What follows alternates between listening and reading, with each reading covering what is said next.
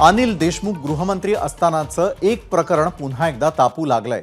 अनिल देशमुखांनी तत्कालीन एसपींना धमकी दिलेली होती। एका छोट्या कामासाठी गृहमंत्र्यांनी किती वेळा फोन करायचे असं म्हणत देशमुखांनी एसीपीला धमकावलं होतं असा आरोप सीबीआयनं केलेला आहे। अनिल देशमुखांनी धमकी दिल्यानं दाखल गुन्हा आहे आणि सीबीआयनं कोर्टाला या संदर्भात माहिती दिली आहे।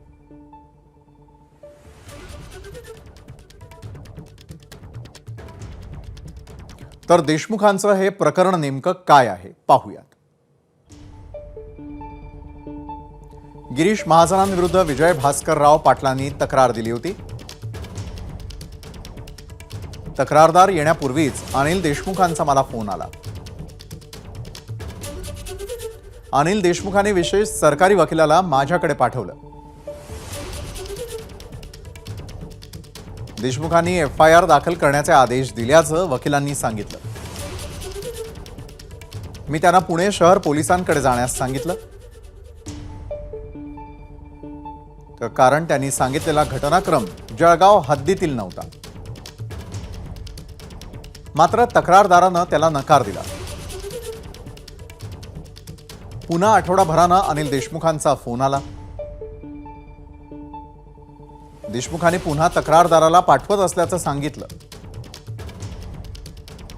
थेट गृहमंत्र्यांचा फोन आल्यानं मी नाशिक आयजी पोलीस महासंचालकांना सांगितलं। पुन्हा आठवडाभरानं देशमुखांचा फोन आला आणि त्यांनी मला देशमुखांकडून सातत्यानं धमकावलं जात असताना अखेर मी गुन्हा दाखल केला। अनिल देशमुखांच्या दबावातून 0 एफआयआर दाखल केला।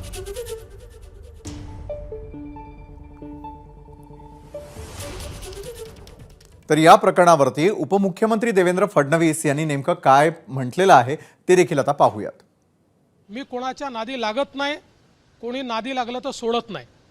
मी आज तुम्हाला स्पष्टपणे सांगतो आणि माझं त्यांनाही सांगणं आहे, कारण त्यांच्याच पक्षाच्या लोकांनी त्या काळातल्या त्यांचे काही ऑडिओ व्हिज्युअल्स हे मला आणून दिलेले आहेत। माझ्यावर वेळ आली तर मला त्या पब्लिक कराव्या लागतील। मी अशा प्रकारचं राजकारण करत नाही, पण रोज जर कोणी खोटं बोलून या ठिकाणी नरेटिव्ह सेट करण्याचा प्रयत्न करत असेल तर त्यांनी एवढं लक्षात ठेवावं, देवेंद्र फडणवीस पुराव्याशिवाय कधीच बोलत नाही। आता सीबीआयने जी चार्जशीट दाखल केलेली आहे त्या चार्जशीटमध्ये स्पष्टपणे त्यांनी सांगितलेलं आहे कशा प्रकारे गिरीश महाजनांवर मोका लागला पाहिजे, गिरीश महाजनांवर खोट्या केसेस लागल्या पाहिजे, याकरता वारंवार गृहमंत्री म्हणून अनिल देशमुख यांनी त्या ठिकाणी दबाव टाकला आणि हे गुन्हे दाखल करायला लावले। खरं म्हणजे या संदर्भातले ऑडिओ व्हिज्युअल पुरावे मी स्वतः दिले होते आणि त्याच्यावरच सीबीआयकडे केस झाली आणि त्या केसमध्ये सीबीआयने पुराव्यासहित कोर्टामध्ये चार्जशीट दाखल केलेली आहे। त्यामुळे महाविकास आघाडीच्या सरकारमध्ये कशा प्रकारे विरोधी पक्षाच्या आमदारांना मोका लावणे, खोट्या केसेस टाकणे, खोट्या केसेसमध्ये फसवणे याची मोडस ऑपरेंडी होती हे आपण सगळ्यांनी नीट बघितलेलं आहे। एबीपी माझा, उघडा डोळे बघा नीट।